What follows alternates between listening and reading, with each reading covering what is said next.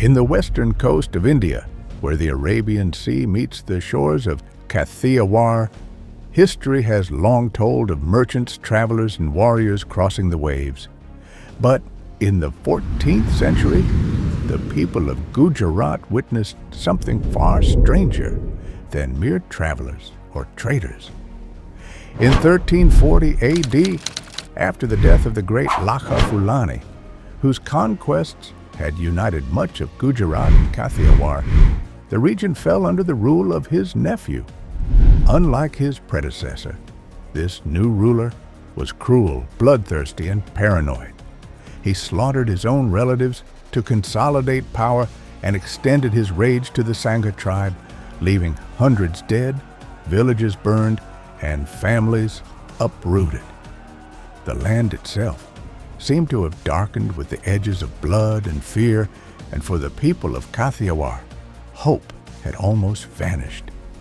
Temples and marketplaces whispered of a desperate longing for a leader, any leader, who might release them from the clutches of such merciless tyranny. It was at this point, as the story goes, that a violent storm tore across the Arabian Sea and deposited a group of strange, tall, pale-skinned warriors on the shores of Gujarat.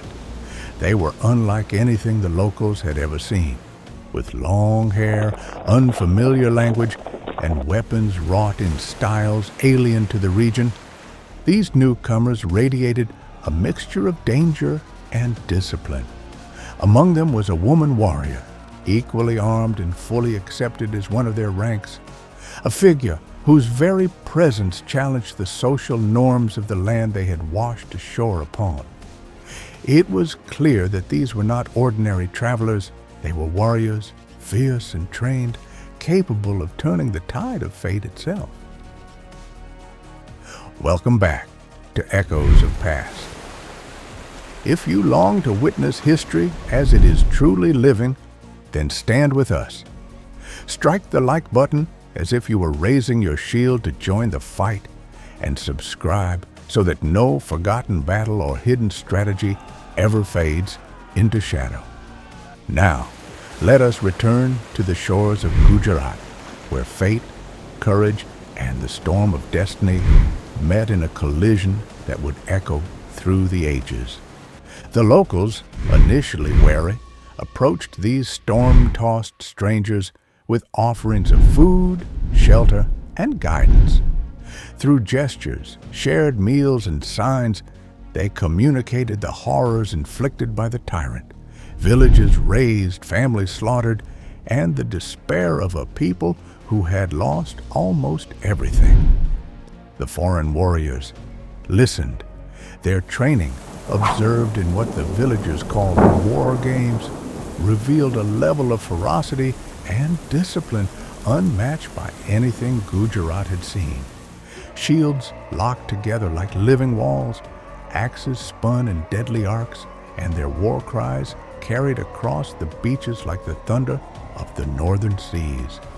It was said the villagers began calling them Akiha, a word whose meaning may have shifted through centuries, but likely referred to their Viking-like origins. In the days that followed, the Sangha tribe and these storm-born warriors allied. Together, they planned their attack on Pagaro, the stronghold of the tyrant, whose confidence had blinded him to the possibility of resistance. He believed no army could confront him in Kathiawar, and yet he did not anticipate warriors who had been forged by the storms of distant northern seas, nor the fire in the eyes of a woman ready to fight as fiercely as any man. The battle itself was swift and decisive. The warriors struck with overwhelming precision, moving as a single, coordinated force. The Sangha tribe, bolstered by these allies, charged with renewed courage, while the foreign fighters tore through the tyrant's defenses. Shields were smashed, gates torn open, and defenders cut down in chaos. The woman warrior led charges that split the enemy lines, her voice a clarion call that unsettled seasoned soldiers. Some accounts suggest she delivered the final blow, though others attribute it to one of her companions.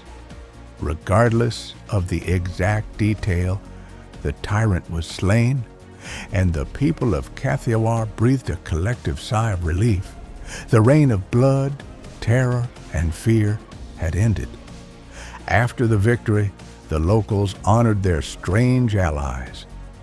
Over the generations, temples were built in their memory, and the storm-born warriors became a permanent part of Gujarat's spiritual and cultural history. They were no longer outsiders, no longer merely survivors of the sea. They had become liberators, heroes whose legacy was etched into the land they had saved.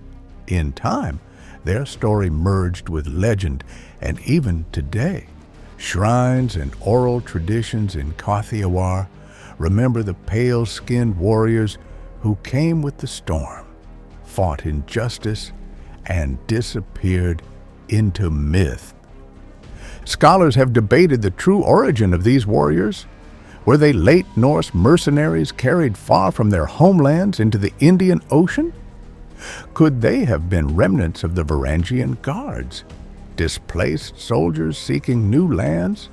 Or were they European adventurers misremembered as Vikings through centuries of retelling?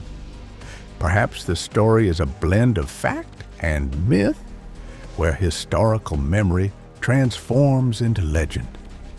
Whatever the truth, the impact of their arrival is undeniable. The tyrant's rule ended, the Sangha tribe was freed, and a new narrative of courage and resistance was born. What makes this story remarkable is not just the clash of arms, but the fusion of cultures and the power of circumstance. A storm brought strangers, oppression brought allies together, courage and strategy brought victory. The legacy of the Akiha warriors endures not only in temples or tales, but in the idea that even the smallest, most unexpected forces can change the course of history. The tale of Gujarat's storm-born saviors demonstrates the extraordinary ways in which human memory preserves acts of valor. They arrived as strangers, unknown and feared, yet left as heroes whose names and deeds were immortalized. Across centuries, generations have passed down the story, emphasizing not just the battle itself, but the qualities of bravery, loyalty, and the relentless pursuit of justice. In the end, the story of the strange warriors on Gujarat's shores is more than a tale of conquest or a single battle. It is a meditation on hope, resilience, and the intersection of myth and history. It reminds us that sometimes the most improbable events, a storm, a group of foreign fighters, a moment of courage, can leave legacies that survive far longer than empires themselves.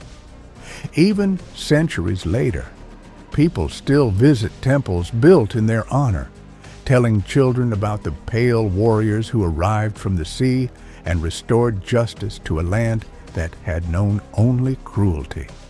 And in that remembrance, the Akiha live on as symbols of courage,